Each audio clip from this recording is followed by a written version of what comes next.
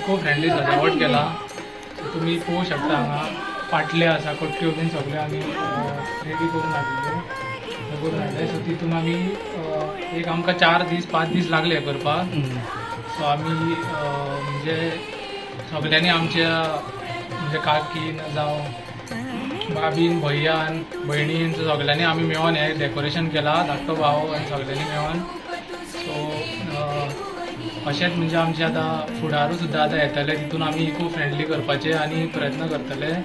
आनी अशें म्हणजे लोकांकूय एक उद्देश की इको फ्रेंडली गणपती म्हणजे डेकोरेशन करपाचें आनी हें करपाचें म्हणजे फुडें तुमचे कितें तुमची कला दाखोवपाची आनी सगळ्यांनी अशें फुडें काडपाचें. आमी हो डेकोरेशन इको फ्रेंडली केल्लें आसा.